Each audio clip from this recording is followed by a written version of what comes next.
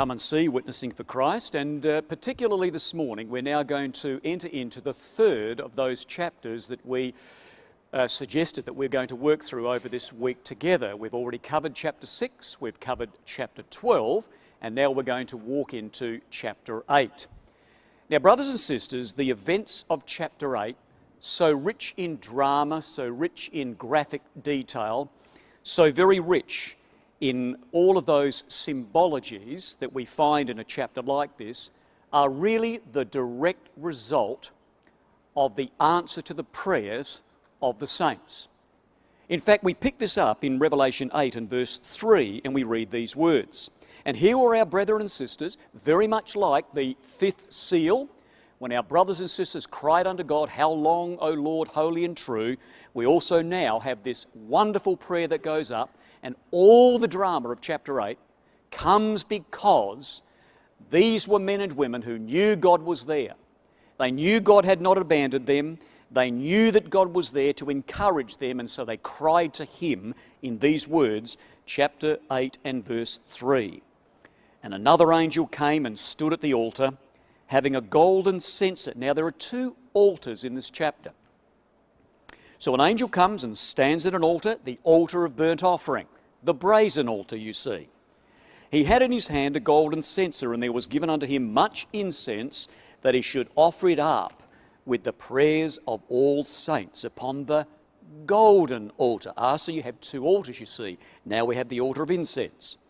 And in verse 4, the smoke of the incense, which came with the prayers of the saints, ascended up before God out of the angel's hand. Now picture what John sees, brothers and sisters.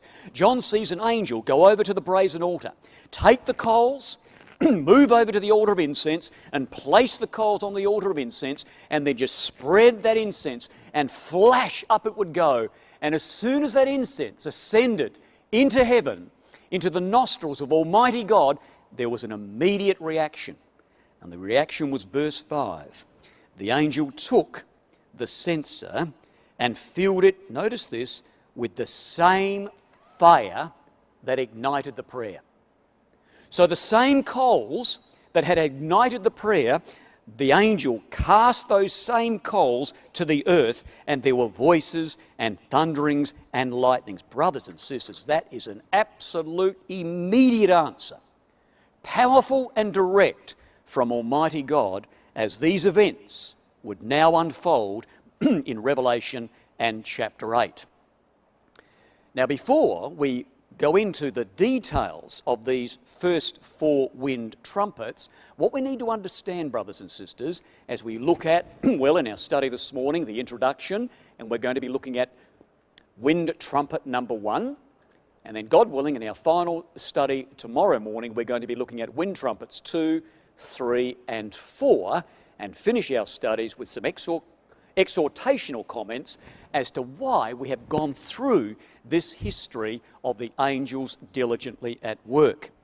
However, before we look at the detail of these first four wind trumpets, what we need to understand, brothers and sisters, is the intimate, clear, contrasting link between the sixth seal, or the end thereof, and the beginning of the seventh seal.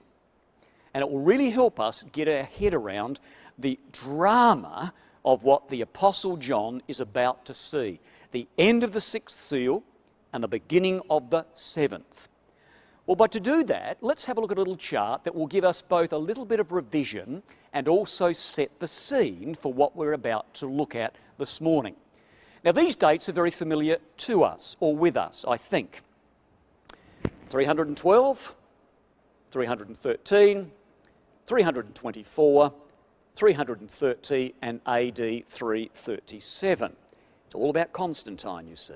In fact, Constantine is in the first couple of verses of Revelation 8.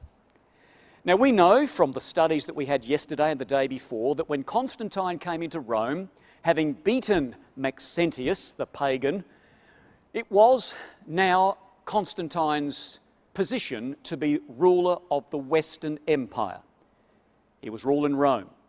The other two emperors in the east yet had to be dealt with.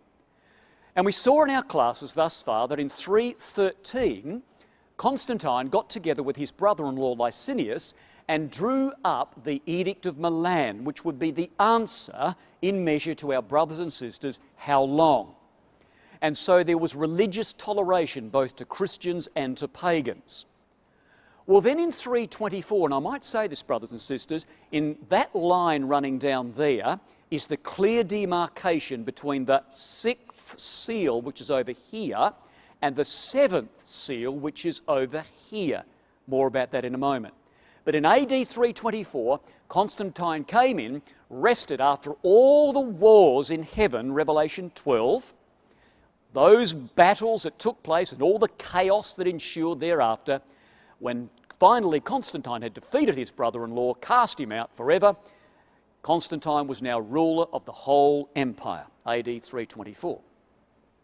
Then Constantine moved his capital from Rome to Byzantium in AD 326. It was necessary to do that because of the threat of the barbarians. So in AD 326, he moves his capital to Byzantium, which would then be called Constantinople in AD 330. Now there's a new Rome, you see. And then, as do all men, Constantine died in AD 337.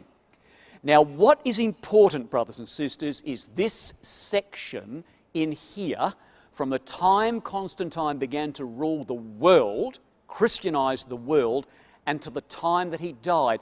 That section in there is a period of 14 years and is very much important with respect to Revelation chapter 8. Because over there, in the 6th seal, was absolute chaos. And there was John with his parchment out, and he was watching the events of the 6th seal. He saw the sun go black as sackcloth. The emperors were disappearing.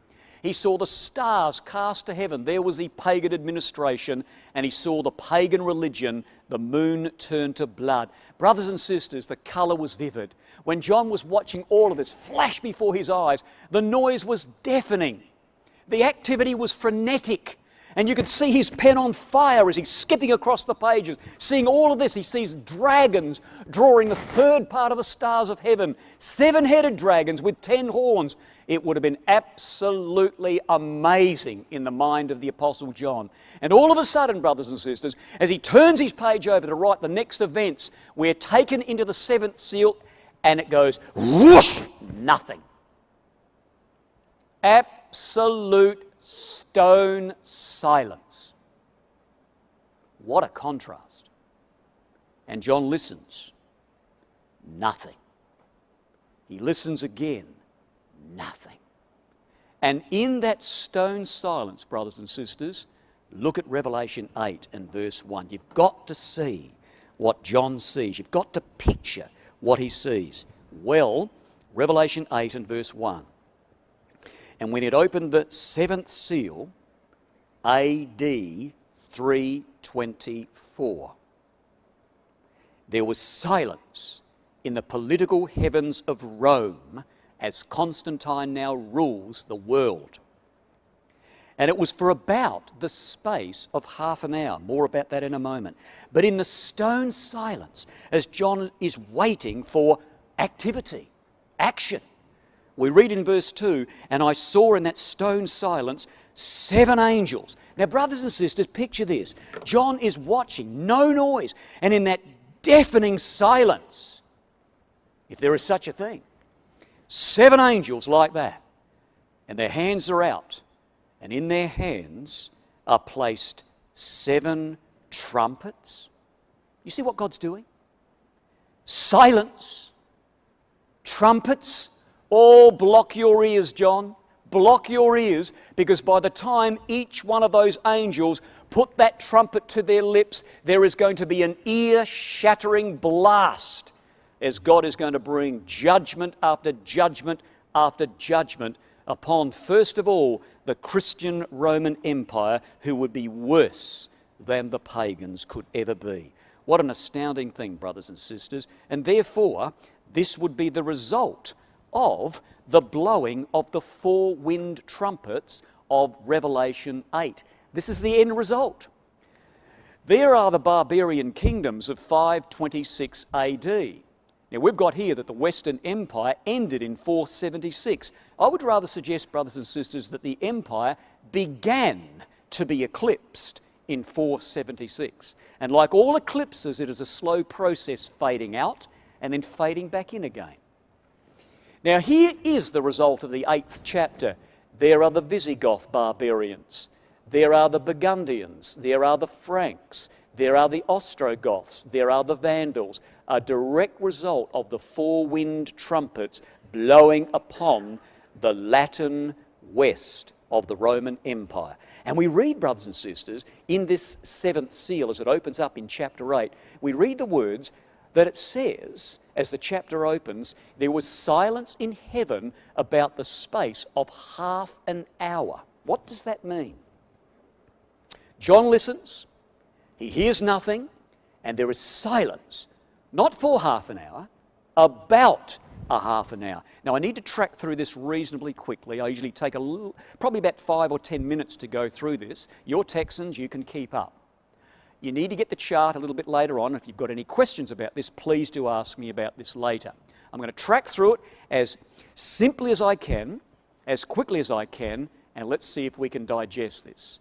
Well, brothers and sisters, looking at the half an hour, we know there are 12 hours in a Jewish day. Jesus said that.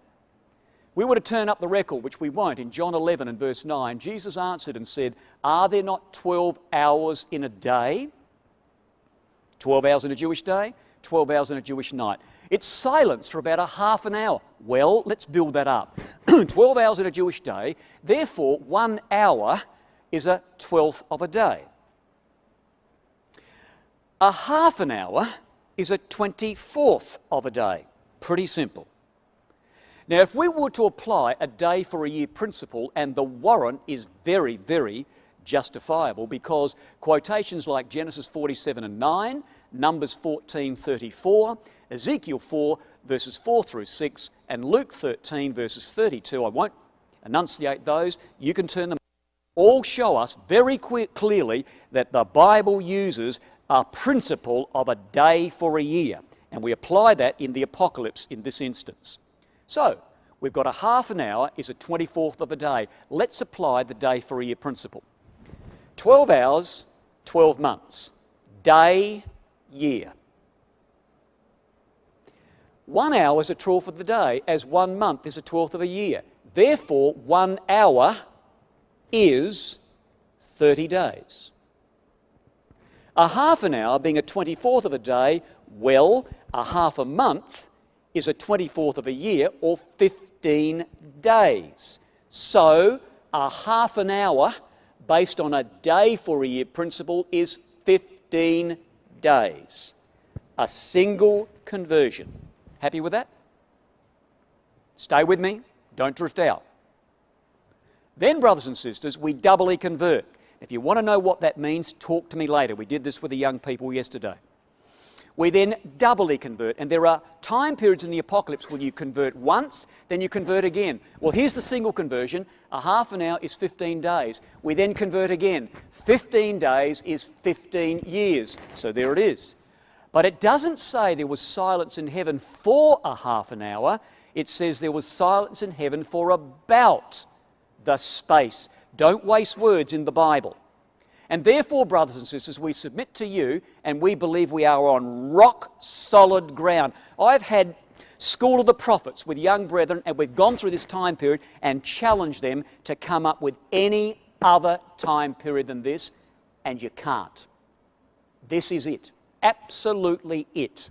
Therefore, brothers and sisters, 15 days is 15 years, about the space of half an hour is 14 years, and we are talking the 14 years, as we showed on the chart, between Constantine's rule over the Christian world and the time that he dies. Silence in the political heavens for about the space of half an hour. Now you can get that chart and go through that. We went through it a little quickly, but we need to do because time is the enemy. So, brothers and sisters, there we are.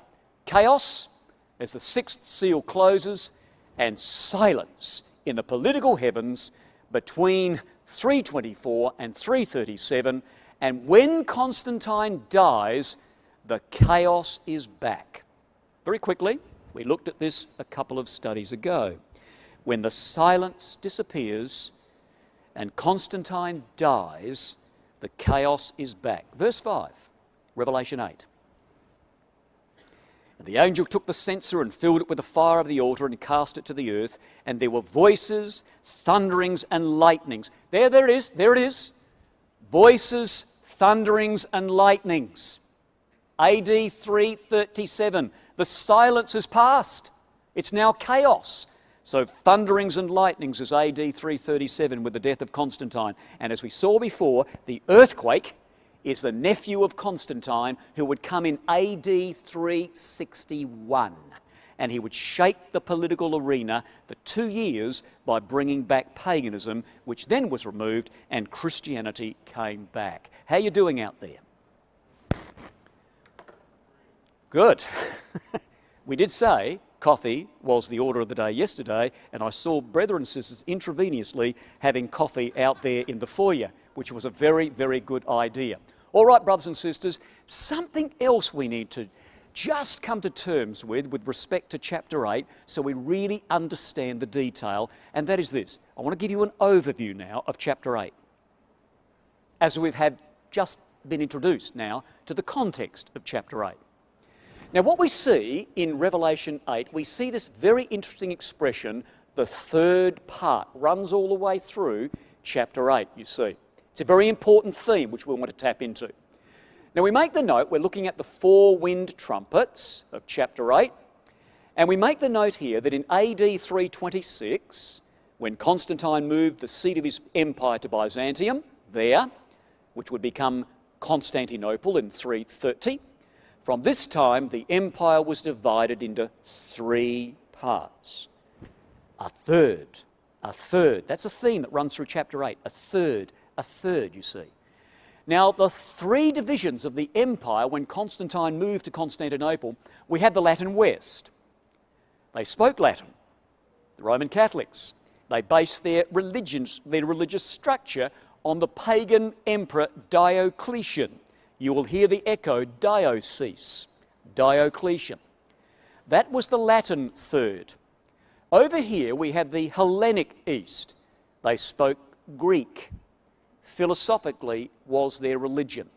And the debates between Athanasius and Arius, is Jesus a god, is Jesus a man, raged among the bishops of Alexandria and the bishops in Constantinople and Antioch. And they were extremely, deeply involved in their philosophical approach to their religion. You couldn't go to the baker shop or the butcher shop unless they asked you the question, who is Jesus? Is he a god? Is he a man? Greek-speaking Hellenic East, you see. And then we have the Hellenized East. They are superficially Greek and hence became easy prey when the Saracens swept out of Arabia. They swept into Palestine as the fifth trumpet. As the children of the desert, the Saracens swept across the north of Africa and converted very easily these superficial Greek-speaking people. A third. Now let's have a look at how that pans out in Revelation chapter 8. Good to get our colouring and pencils out if you're inclined to do that, which we would suggest is a very, very good idea. But you don't have to. But if you do, you're doing a good job. But if you don't, we're not going to condemn you for it. All right, brothers and sisters. Now, you won't see the text there, but here are our four wind trumpets. Called wind trumpets, by the way, when you go to Revelation 7 and verse 1 and 2, we see the four angels holding back the winds of the earth until the servants of God are sealed in their forehead. Hold back the four winds, it says in chapter 7. There they are, they're the four wind trumpets. Pour judgment out on Christian Rome, particularly a certain section. Alrighty, four wind trumpets. Here's the first, verse 7. The first angel sounded, and there followed hail and fire mingled in blood, as it should be. This would be Alaric and his Visigoths. Now you'll note, brothers and sisters, that he would come and he would burn up a third part of trees. We have the next wind trumpet in verse 8. The second angel sounded, as it were, a great mountain burning with fire was cast into the sea. This mountain would be Genseric or Geiseric, the Vandal. And so this great mountain that would be ripped out of the earth and cast into the sea and set on fire, which we'll consider, God willing, tomorrow morning, he would be the leader of the Vandal pirates, which would be the scourge of the Mediterranean Sea in his day. Now notice this, a third part of the sea became blood. A third part of the creatures which were in the sea and had life died. A third part of the ships were destroyed. You see the theme, you see? We had then the third wind trumpet in verse 10. And the third angel sounded, and there fell a great star from heaven, burning as it were a lamp or a torch, a meteor. And it fell upon the third part of rivers. Well, this would be Attila and his mob of Huns. And you see, brothers and sisters, not only was he called a meteor, but he was called wormwood, and he would make the waters bitter. More about that tomorrow. Now look at the thirds. A third part of the rivers and a third part of the waters became bitter or wormwood. And then we come to the fourth trumpet in verse 12. The fourth angel sounded, and the third part of the sun was smitten. This would be Theodoric and his band of Ostrogoths, the eastern Goths, you see. Now look at the thirds here. Now be very careful here. A third part of the sun was smitten, a third part of the moon, a third part of the stars, so as the third part of them was darkened. Now be very careful. Don't go excitedly and enthusiastically and colour in that third down there. Don't colour that in, because that third part down there is a time period. These are not time periods. These are parts of the empire. So we've deliberately not coloured in the last third part down there, as it should not. It's not part of the brief that we're looking at the moment. So brothers and sisters, what are we saying? Well, we're simply saying that all of chapter 8 is about God's judgment on the Latin West, the Latin third. And God would bring these four Germanic barbarians across the Rhine and bring judgment on that third. You know, when you spill into chapter 9, you read here, the fifth angel sounded. Now what we see here, brothers and sisters, at the end of verse 13 of chapter 8, we read, I beheld and heard an angel, or an eagle as it should be, flying through the midst of heaven, saying with a loud voice, Woe, woe, woe to the inhabitants of the earth. If you think those four wind trumpets were bad, well, I'm telling you, there are three woe trumpets. They are going to be horrific, far more horrific than these four wind trumpets could ever be. And so we've got three woe trumpets, you see. And the first of those woe trumpets is the fifth trumpet there in verse 1. And this, brothers and sisters, would now be God using the Saracens in the first woe trumpet, or the fifth trumpet, the Saracens who are going to now lop off this 1/3 of the empire. The Hellenized East as they stream out of Arabia and right up through North Africa. Then you see this third part continues into chapter 9. And therefore we see when we look at the sixth trumpet, which is the second woe, the sixth trumpet in verse 13, and what do we see? Here we see again the third part. Verse 15. The third part. Verse 18. And by these three, what three? Fire, brimstone, and smoke. Cannons. 1453, when the Turks would take Constantinople. So by these three were the third part of men killed. What third part? Well, there's Constantinople there, brothers and sisters. So in would come the Turks. In the sixth trumpet, or the second woe trumpet. And they would come in and lop off the final third part of the Christian Roman Empire. What an amazing thing that is. So that's very important to have that established, brothers and sisters, in our minds. What is it, 12 o'clock? I looked at my watch then and I saw I only had 5 minutes. Don't do that to me. 5 minutes, no way. All right, brothers and sisters. Now the seven angels prepared themselves to sound. Now that's a very important word. So what we need in order for these four wind trumpets to do their work and to lop off the Latin third of the Roman Empire, we need barbarians on the border of the Rhine and on the border of the Danube. And the way that would happen is in this verse. God says there's a preparation first. So the 7 angels, which had the 7 trumpets, prepared themselves to sound. And this would happen, brothers and sisters, through the instrumentality of the Huns. And the Huns would come from the areas of Siberia, the grasslands or the steppes of Siberia, the non-mountainous, non-forested lands. There are some experts that say the Huns may have migrated from China, from the Han or Han dynasty. We don't know for sure, but we certainly know that the Huns migrated way, way, way from the east. And as the Huns moved, brothers and sisters, as they made their move westward, people were absolutely in horror of the Huns. Nobody liked the Huns. Even the barbarians, the Visigoths and the Ostrogoths and the Alans and the Gepidae, they wanted to get out of the way of the Huns. The Romans didn't like the Huns. They were an awful people.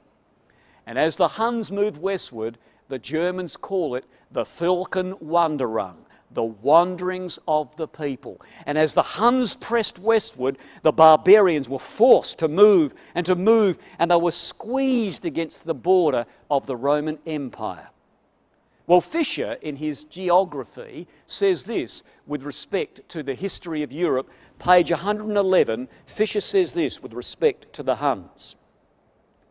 He says they were a wild Mongolian people riding on stout ponies out of Central Asia in the latter part of the 4th century, and they made their way over the steppes into southeastern Europe, slaying and plundering as they rode these ugly, merciless creatures known as the Huns. You know, you pick up historical writings and they talk about the Huns and they say they are ugly creatures with dwarf-like frames on skinny legs. That's how they describe the Huns. They were awful. They were ugly, brothers and sisters. And what the young people used to do, the young boys, is they used to scrape their faces as they were adolescents with knives and stones so they wouldn't grow hair on their face when they got older. And they used to ride into battle wearing rat skin helmets. Could you imagine them? These dwarf-like frames on skinny leg, ugly scar-face, rat skin helmet things riding. Would you be scared? You bet you would, brothers and sisters. Would you get out of the way? Oh, yes, you would. And the record here in the historian says, well, the Huns came and they swept every obstacle before them like chaff before an eastern gale. We're talking about wind trumpets. The Alans, the Ostrogoths, and the Visigoths felt successively the force of a thrust, spreading tremors throughout the whole German world and leading to those great but obscurely chronicled movements of the German peoples which for a time submerged Gaul and Britain, Spain, Africa and Italy. Well, they were going to sweep the Ostrogoths and the Visigoths. And for those who know a bit about history, you will know that a Visigoth is a Western Goth. This West. They're all Goths. But Visigoths are Western Goths. Ostrogoths, you're from the Eastern Goths. So Western Goths and Eastern Goths. Well, brothers and sisters, now would come the first wind trumpet. We've now got the barbarians pressed against the border as they're trying to get out of the way of the Huns, as the angels are preparing for these wind trumpets. So we pick up the record, Revelation 8 and verse 7. And the first angel sounded, and there followed hail and fire mingled in blood, and they were cast upon the earth, and a third part of trees was burnt up, and all green grass was burnt up. You know, brothers and sisters, we could do very well to go to one Old Testament quotation to pick up this idea of hail and fire mingled with blood. I want you to turn with me, if you will, to Isaiah 28 and verse 2. And as we're turning up Isaiah 28 and verse 2, I want you to think about this. Here in Revelation 8 and verse 7, this is the first time in the apocalypse that God is going to bring judgment on Christian Rome. Babylon the Great, soon to be called. Christian Rome, Babylon. Now keep that in mind. That's the first time in the Apocalypse, Babylon. Alrighty, now Isaiah 28, and we read these words, brothers and sisters, when I turn up Isaiah 28, and we read the words in verse 2. Behold, Yahweh hath a mighty and strong one, which has a tempest of hail and a destroying storm. There's your language. Revelation 8, you see. As a flood of mighty waters overflowing shall cast down upon the earth with the hand. Brothers and sisters, God is going to bring a hailstorm, a destroying hailstorm. God is going to bring war here to the 10 tribes of the north through the king of Assyria. Why? What have the 10 tribes done that was so bad that God is going to bring this awful devastation of this hailstorm? What had they done? Well, quite frankly, brothers and sisters, these 10 tribes were drunk. And because they were drunk, they were ignorant. Or you have a look at verse 8 of Isaiah 28. All tables are full of vomit and filthiness, so there's no place clean. Could you imagine going into the cafeteria and all the tables are full of vomit? Full of vomit! It's awful, brothers and sisters. And that's what God saw as he looked down from heaven. What were they doing? Ignorant. Well, look in verse 9. They were saying this: who's going to teach knowledge? Who's going to make to understand doctrine?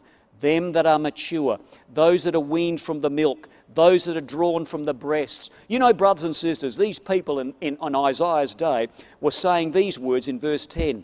Precept must be upon precept, precept upon precept, line upon line, line upon line, here a little and there a little. Rotherham translates that verse as a drunkard song. And there are the people in Isaiah's day, and they're drunk and they're staggering around. They're going, oh, who's going to teach us knowledge? Don't you give us anything heavy. We don't want meat. We just want a little bit of milk. Don't give me Zechariah, I'll throw up. Don't give me Daniel. No way give me Daniel. Revelation? Absolutely not. Do you want me to vomit all over the table again? They were on milk, brothers and sisters. And God says, ignorant.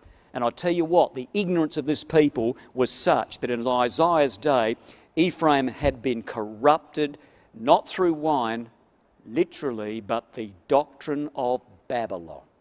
Babylon, that's where God's bringing his judgment, brothers and sisters, on Christian Rome. And the effects of their ignorance through the doctrine of Babylon are very evident as you turn the page to verse 17 of Isaiah 28. And you read these words in verse 17. Judgment also will I lay to the line, and righteousness to the plummet. Now listen to this, here's the expression, the hail shall sweep away the refuge of lies. The waters shall overflow the hiding place. Here, brothers and sisters, in Isaiah's day, they found refuge in a lie, and falsehood became their hiding place. That's the 2nd of Thessalonians in chapter 2. When the man of sin would be manifest, God said, I will send a strong delusion that they might believe a lie. There's your Babylon. There's your Catholic system.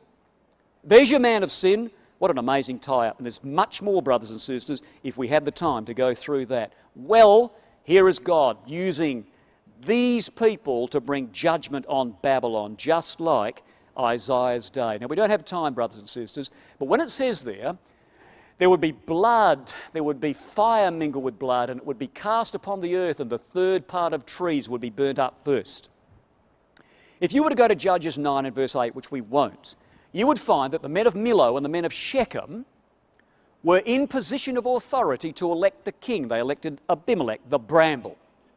I won't turn that up. You can turn that up in your own time. But there was Jotham up on a rock, and he was looking down, and he gave a parable, and he said, you men, and he called these elders of Millo and these elders of Shechem who were electing a king, he calls them trees. Trees. So we've got elevated vegetation. These were the rulers, and therefore God would bring judgment on the rulers with respect to this particular trumpet. Well, brothers and sisters, time's going really well. We're going to finish on time. I thought I'd gobble up 2 extra minutes, which I might anyway.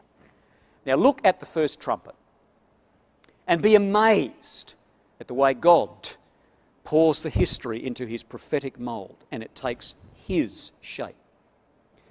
what we read with respect to Alaric and his Visigoths.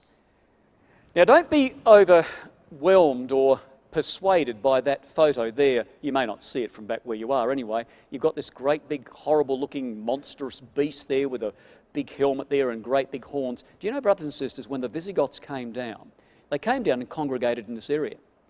They had wives, children. They were farmers. They were looking for pastoral land. They were getting out of the way of the Huns. They wanted refuge. They wanted safety. They weren't these big monstrous beasts that were going to gobble up people in their way. They're just getting out. They're people getting out of the way of the Huns. And when they gathered against the Danube here, they had a choice. Do they stay on that side of the river, on that side of the border, and wait for the Huns to come down and take them as slaves, or worse, kill them? Or do the Visigoths appeal to the Romans and come across the Danube and know that when they do appeal to the Romans, and if the Romans are, well, if they're benevolent and allow them to come across, they know that they're going to have to give up their pagan gods. They know that they'll probably have to serve in the Roman army.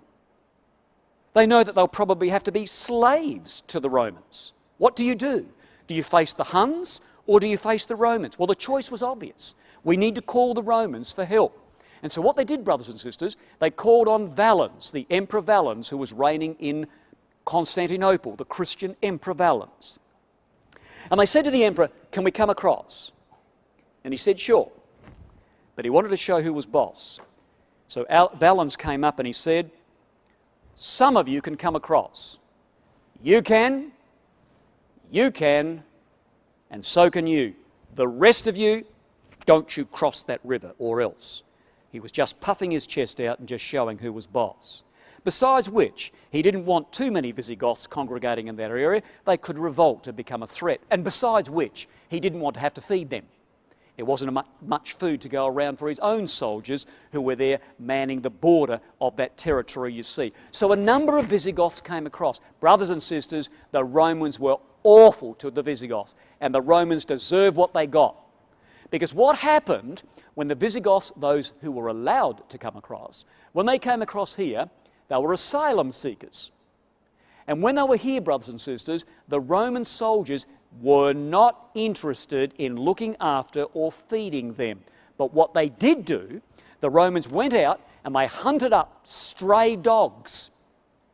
And they got these stray dogs and they cut up the dogs, dog meat, and they offered dog meat to these Visigoths in exchange for their children to be used as slaves. You deserve what you get. And God was working. Could you imagine that? Selling your children for dog meat because you can't live? Well, that's how the Romans treated the Visigoths. You don't do that to barbarians. They won't hold that down for long, let me tell you. And they revolted.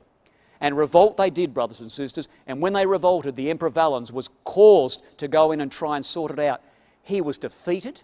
His Roman army were defeated. It was one of the greatest defeats in the Roman world. The Visigoths went berserk because of the way in which they were treated. Well, with the death of Valens, in comes the great general Theodosius. And Theodosius was going to meet with the Visigoths and was going to settle the differences. And Theodosius said to them, you can come across, only occupy that territory, and you can have a, concentration camp if you like.